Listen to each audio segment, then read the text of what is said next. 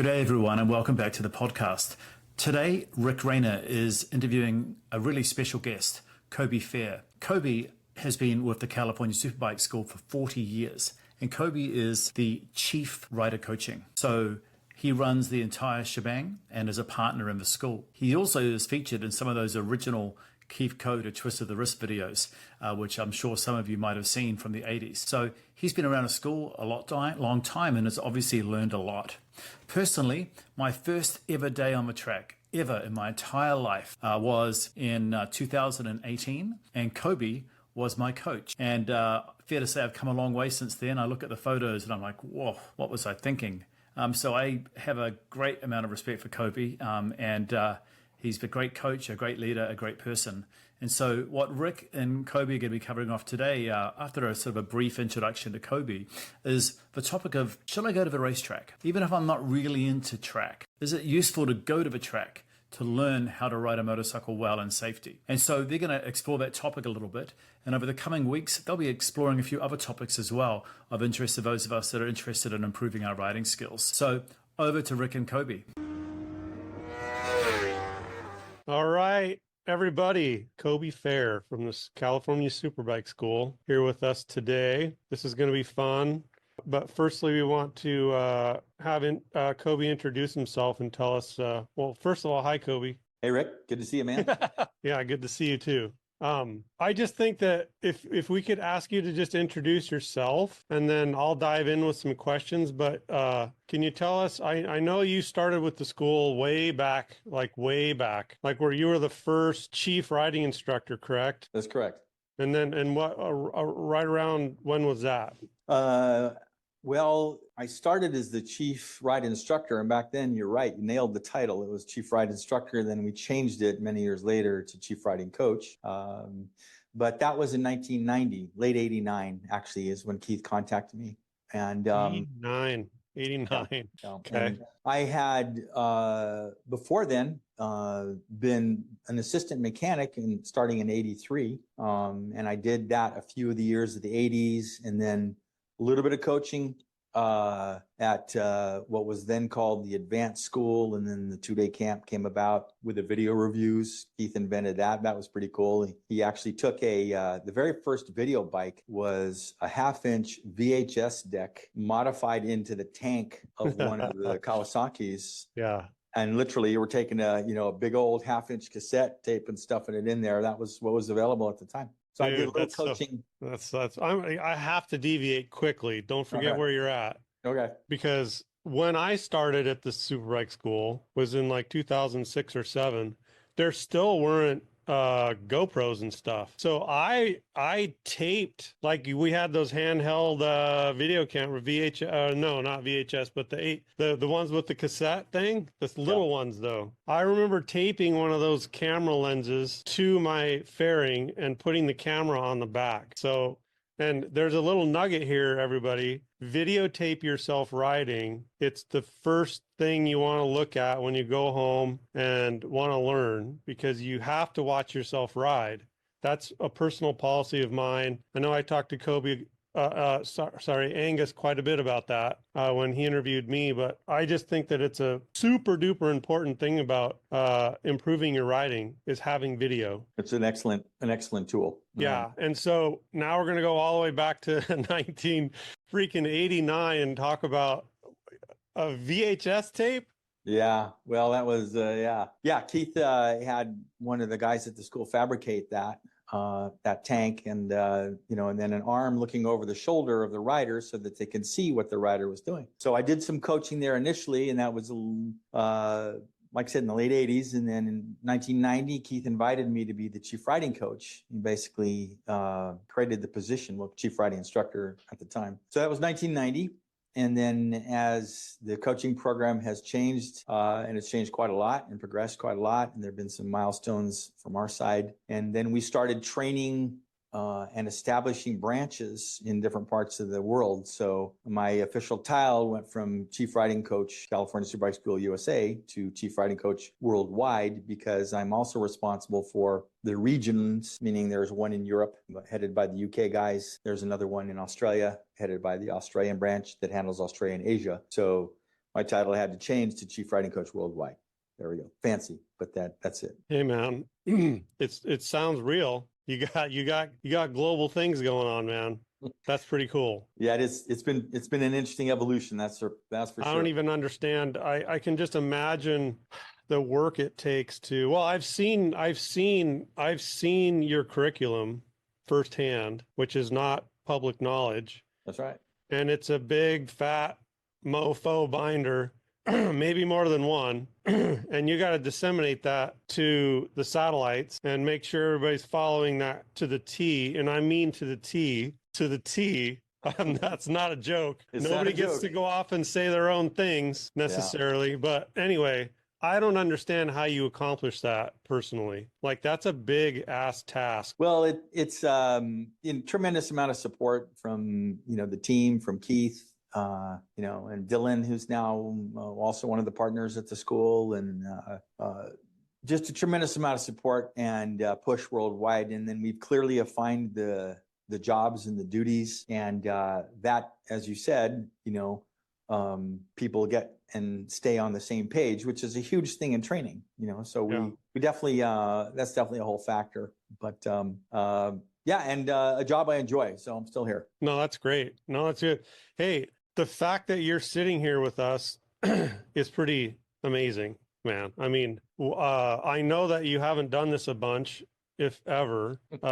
So we're super duper happy and thankful that you're willing to sit down and have these discussions with us. I just want everybody to understand that this is it's a privilege, man. I mean, and I'm not calling you a god or anything like that, but I know that you're busy, obviously, and that you got things to do, and you're willing to sit down and talk to us and help people learn some things here, right? I mean, the school makes a living getting paid to disseminate information, and here we have you willing to tell our partners, our viewers, for the click of a button. That's pretty nice. Well, thanks, man, for that. It's a passionate subject for me. Besides, working at the school, it is a passion. Like many in the motorcycle industry, it's a passion for them. So I'm enjoying it. And you're right, I don't do this. I'm not. I don't spend much time or any more time than possible in front of computers. And we're old friends, and you've been a student, and you're a savvy coach in your own right. So it was an interesting process, and I'm looking forward to doing it. And as you'd mentioned earlier, we've talked about a few things that we wanted to discuss over a series of them. So hopefully that these will have some value to some others. Man, I'm gonna bet dollars to donuts that it's a fact that there's gonna be some nuggets coming right up. But we wanted to get you introduced, and so did you take us all? You didn't take us all the way to today, though. Is there some in between there? As a quick overview, I could say the started in 1990 in that position, although I'd been here at the school before, but as chief riding coach in 1990, and then that just continued. The duties and responsibilities of that role continued to expand. By the mid 90s, we were already looking at a branch in Europe. And so we had to train up guys there and go to Europe and then get a head or a chief riding coach there. And then same in Australia. And both of those branches were started by really great guys themselves. Andy Ibbett started the English branch and UK. And then Steve Brogy founded the one in Australia.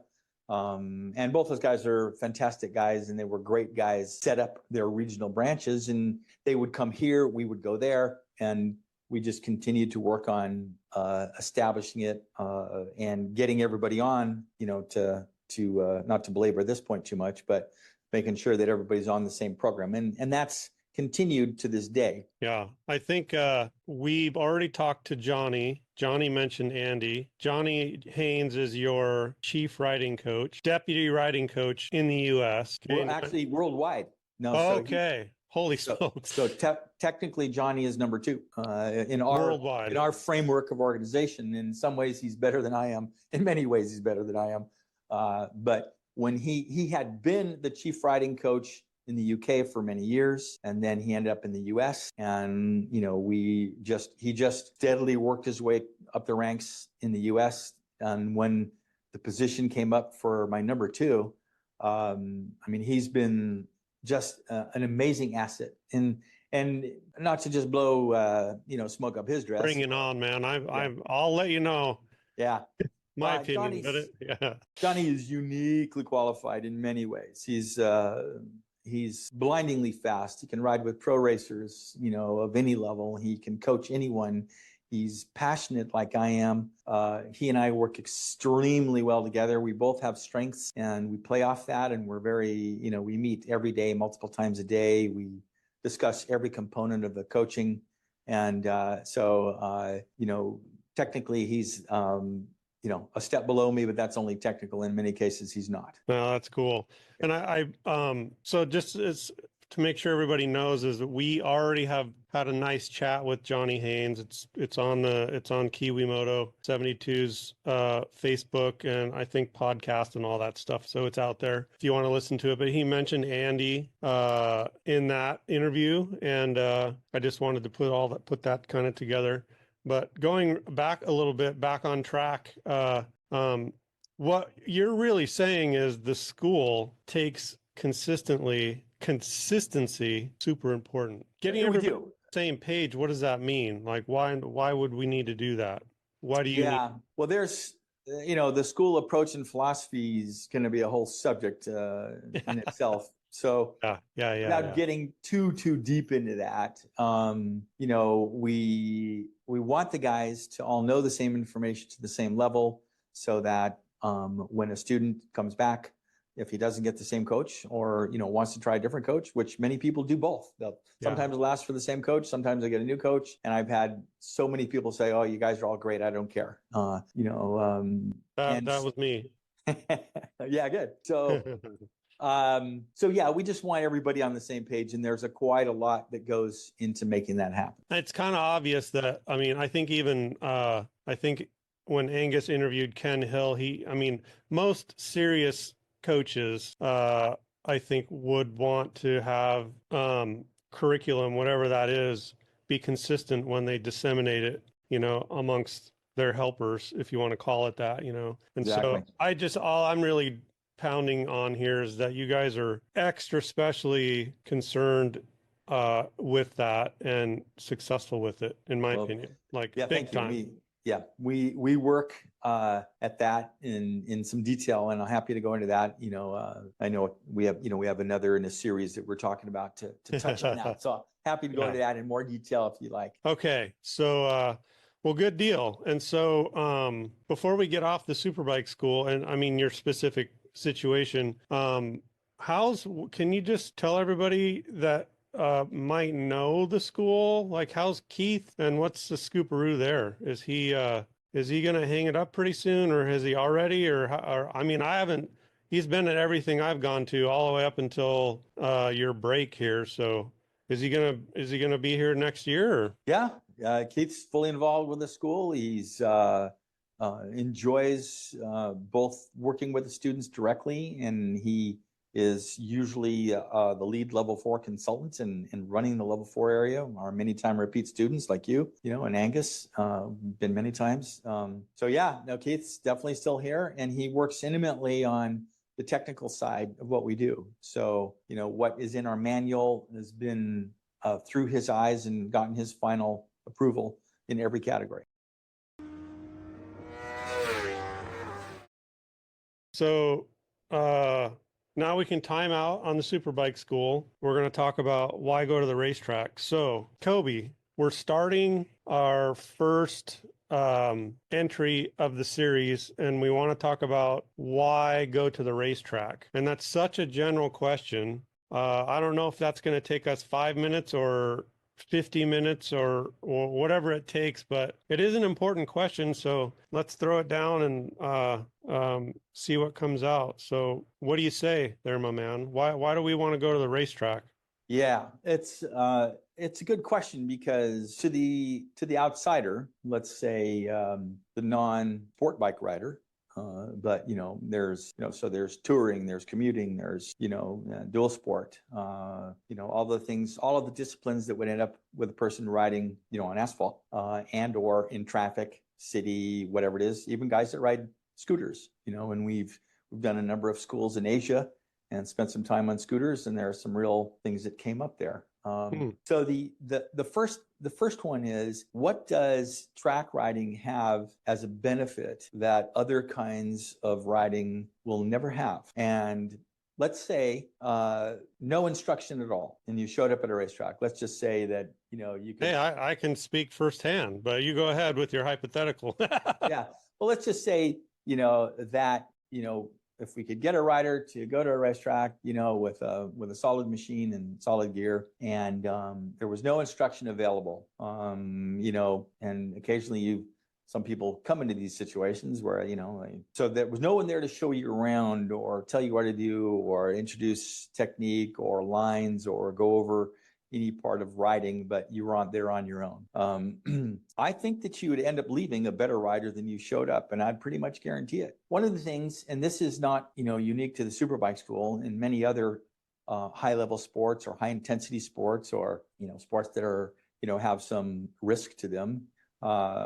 It's well known that when you train someone, you train them on one subject at a time, and all of the better instructors learn this one way or the other, and to their peril, they violate it. So I'll give you an example. I had a friend that went to a rifle class taught by some military fellows, some they might have been special forces guys, and it was so this was a carbine class, so virtually everybody was shooting AR style rifles, and these were high-end guys.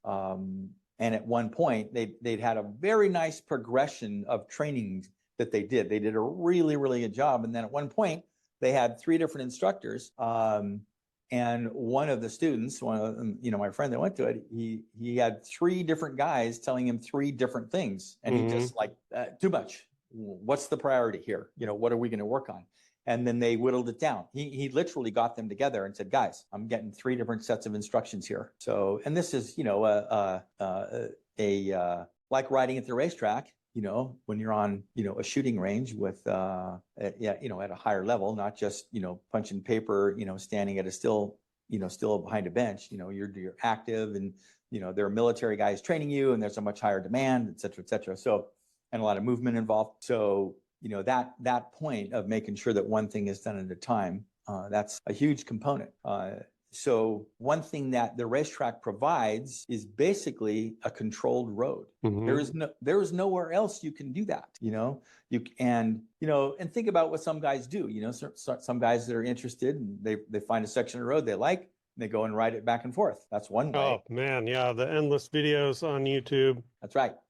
Guys spending a lot of time, but it's not a controlled road in actual fact. And you just think of, so again, your ability to practice one thing, not so easy to do that. 2, you have to deal with other factors, and these other factors and how much they chip away at your ability to concentrate and your attention is not minor. So let's just take them, If you're riding at an enthusiastic rate, you might be breaking the law. You got to be worried about the cops. You've got to be worried about, the surface and, what's happened. Because even if you went up and down at once, if other cars went on it and they're leaking coolant, or a guy spills a little bit out of a dump truck and there's a little sand in one corner, you're coming around a corner with a possible change in that traction situation. So, again, not a controlled road. And people going in multiple directions, dogs, cars, animals, cops, the whole thing.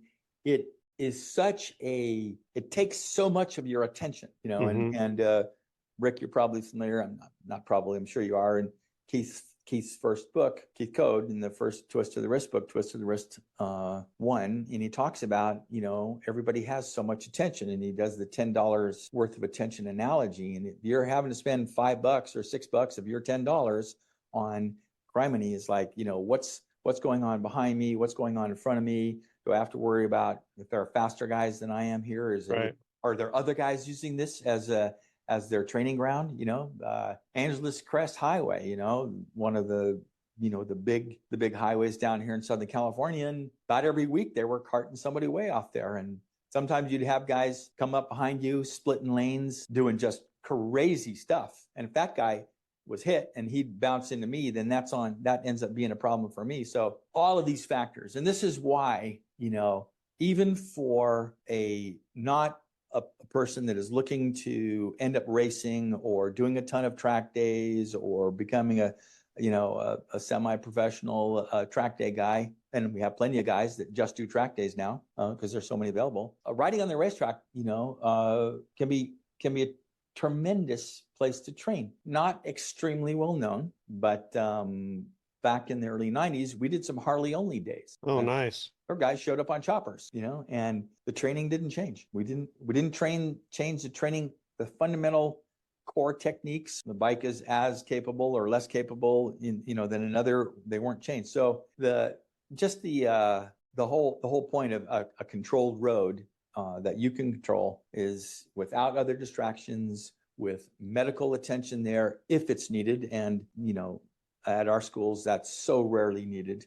It's extremely rare. A road that is designed for people to possibly make an error, and then there is runoff room on the exit. Yeah, I was just going to say there's a lot more real estate and it's all going the same direction. And a lot of this stuff seems maybe obvious to people, but what we're doing is we're throwing it out. We're throwing it out anyway. It might not be obvious to everybody, but when you go to the racetrack, man, in some cases, 4 lanes of regular highway wide, the racetrack, and it's all one direction. And whoever owns that racetrack, I assume that you've paid them to rent the track, and they have a responsibility of making sure that track is clean, doesn't have debris on it, doesn't have a big oil slick somewhere. Like when you, as the track renter, gets there, you are expecting that track to be clean and ready to ride on. So that right there, I mean, that's not a highway. That's not a road. That does not happen on the road. That's right. Right. I also want to go back quickly to your to the $10 attention point. I just put a head on that. So everybody should just know we all have a limited amount of attention. That's the point with that. We do not have an infinite amount of attention, not even close. There's an amount of attention. How do we explain this, like in a nutshell? There is a specific amount of attention that you are allowed when you're walking around or riding around or whatever you're doing in space and time as you move through the world. And that doesn't really change. In fact, it gets worse when you get on a motorcycle because things are moving, right? So the time to see something and absorb it, it's getting worse, right? So I think that's the point, right? Is our attention span, as people call it, is fixed. Let's just assume it's like that. Yes. Yeah. There are a couple of pieces to this, and you're quite right to take a look at this as its own little subject. To be honest, is you're right. There is so much attention, and then what do you spend your attention on? How much of your attention is taken by something? So when you begin riding, and if you remember back to that, back in the Stone Age when you began riding, the amount of attention, of your personal attention, that it takes to let out the clutch and not stall the bike. So we got $10 here. You might be spending $8.50 to not just tip the damn bike over, and stalling it and tipping the damn thing over when it did stall. And I know you were training somebody recently and you had some good success with this. So and you were just doing one thing at a time. You did it beautifully. You were relating to me how you were doing that. But as you get better and better, then that letting the clutch out and not stalling, that takes less and less and less to where in the end, it's only taking a little tiny bit of your attention and you have it left over, right? So, you could take this attention point and immediately, look at, accidents and what happens and where does their attention get drawn to? In fact, a fairly well-known visual error is fixed attention. Your attention is fixed. Another one is your attention gets narrowed, and those often can be components in accidents. I mean, years ago, I worked for a lawyer remotely, just doing an accident reconstruction, and there was a guy. I think he pulled the truck out in front of him, and I don't remember all the details, but what the point was, it's like another skilled rider who had been able to keep his attention wide and not have it fixed and narrowed I think he could have gone right around the truck. Yeah, yeah. I saw one just a couple days ago about a guy that was talking on his don't forget, man, if you're gonna wear a camera on you're trying to make videos for your YouTube channel and stuff, that's taking away from your attention, like it or not. That is no different than having to pull in the clutch or roll on the gas or push on the bar or whatever. It's another thing that you're telling yourself that you need to do is talk to your camera. Okay, so that's a new addition to the pile, right? And so here's this, yeah. No, I'm just agreeing with your point there. Even guys that are not talking to the camera but are aware that the camera is there. We see it all the time at the school. Sometimes guy, he's doing great, throws a camera on, and all of a sudden he starts, riding above his skill level or trying to do goofy stuff, and we're like, okay. Yeah. So yeah, good point you're making. Yeah, we want to go to the racetrack because we want to get better and improve. It's not just for fun. We're assuming that these people, everybody wants to improve all the time. I do still. I know you do. So we're going to the racetrack to have fun but improve. And putting a camera on your bike is just adding a thing, taken away from your $10. It's just another thing that you're adding to the pile of things you need to pay for. So, but I was going to say, I saw this guy talking, having a nice ride around this very long right-hand curve on a 2-lane highway. And he was just cruising along, and he was talking about how the road surface felt and whatever he was talking about. And then this truck started coming around, in the opposite direction, and he didn't know how to steer, I'm assuming, even though he was riding a motorcycle around everywhere, but he didn't know exactly how to steer. And guess what he was looking at? The truck. And guess where he went is the truck. And this guy at probably 60 miles an hour saw the truck and just drove right into it and had plenty of time, just like you're saying with this other person, plenty of time to avoid it, plenty of road up there, plenty of, blacktop in front of him to just move over and stay in his lane. He just two things added up, man. Those two things, learn how to steer and work on your attention. Exactly what you're saying, right? That's what we're saying is work on it at the racetrack. That's right. Again, back to this concept of, of using a racetrack at whatever speed you are. And I just want to touch on that for a second, because if this gets out to riders that again are not planning on being serious sport bike riders, but let's say they're going to be street riders or commuters, I highly recommend this. This getting to a racetrack every now and again, just to work on your own skills in a controlled environment so that you can build some margin into your own game.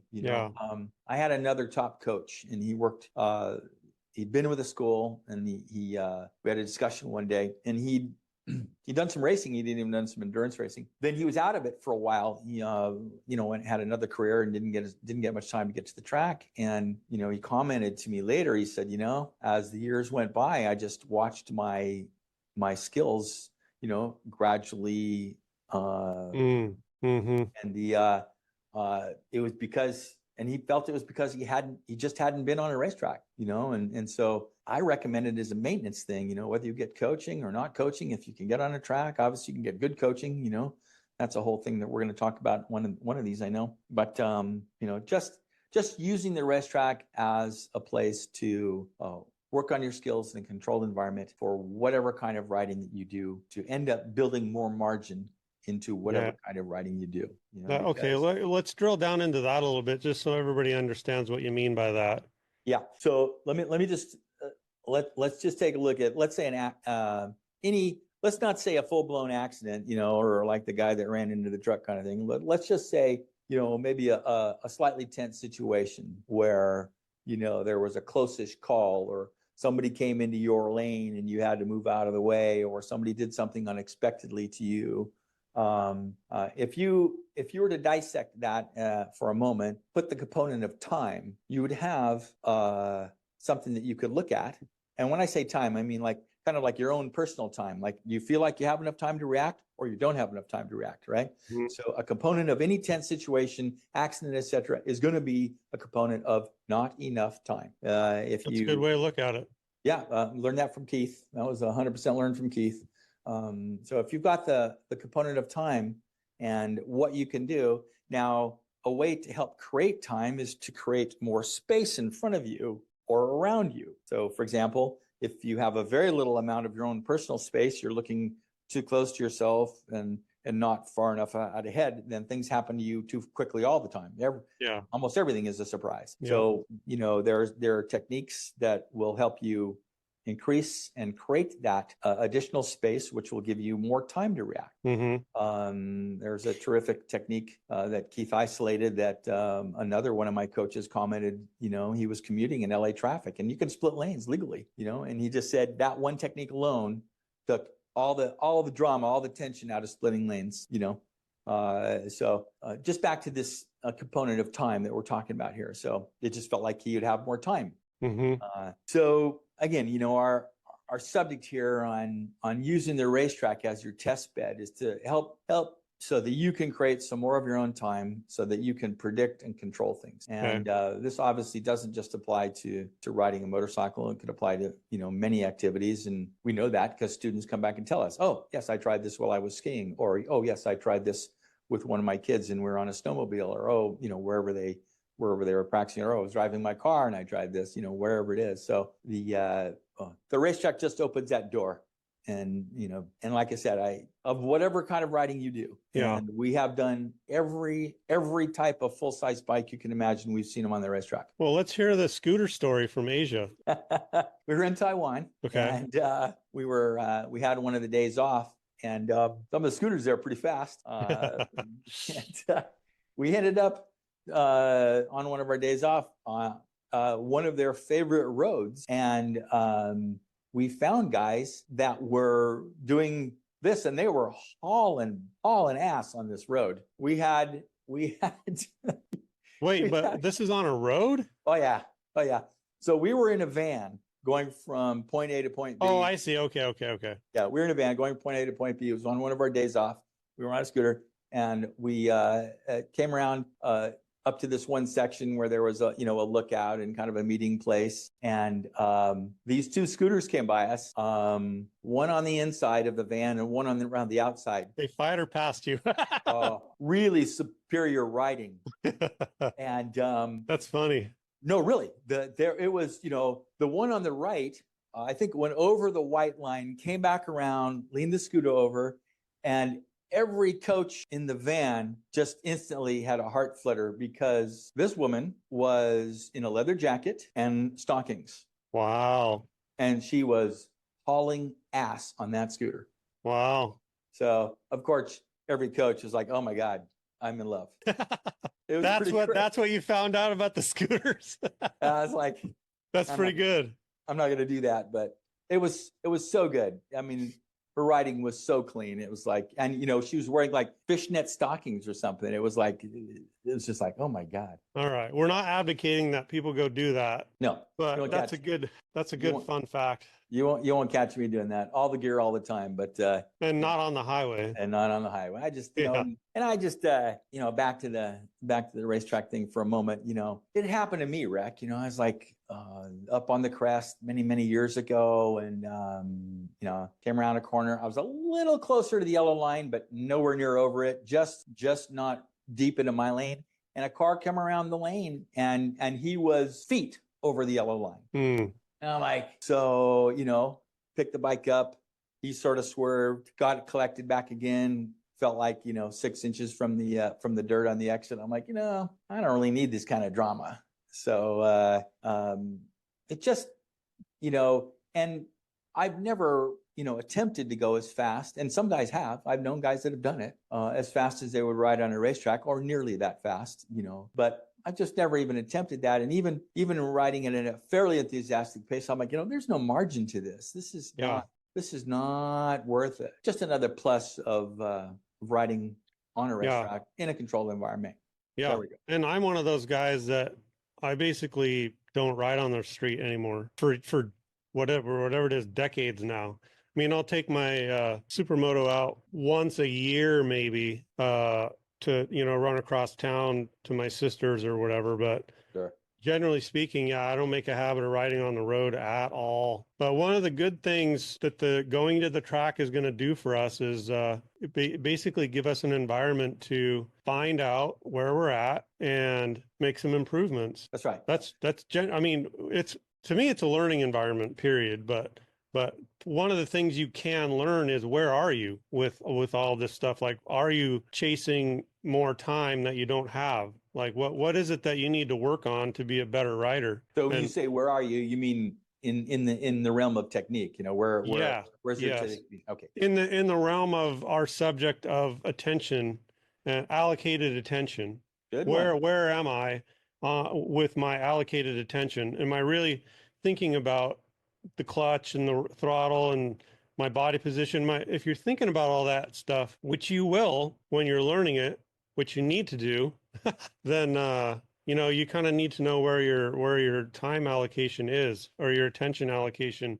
That's really what I'm saying. Yeah. Is go to the track just to find out where you're at. And part of the fun of it is, if you don't mind me saying, and correct me if I'm wrong, but once we start to learn, like you were saying, the clutch, for example, we're going to burn that in, and it's going to go what I call to the back and alleviate some frontal lobe space, right? And so I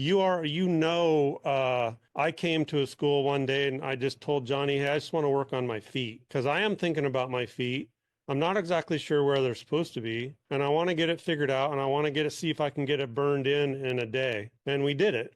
So that's a specific topic that you can go to the track and think about specifically, not just arbitrary. You know what I'm saying? Help me out here.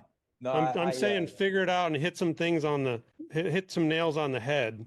Yeah. And put them in the back. Yeah. That opens up some attention. Yeah, it's an excellent point you're making, and really kind of gets into the subject of, like, okay, when you go to the track, what do you do? And I do think we should talk about that, but maybe we'll leave that to its own subject here. But yes, for sure. Again, sort of putting the cap on this of whatever kind of bike you ride, and maybe it isn't feasible, but there are tracks, some people may not know. There are tracks all over the country.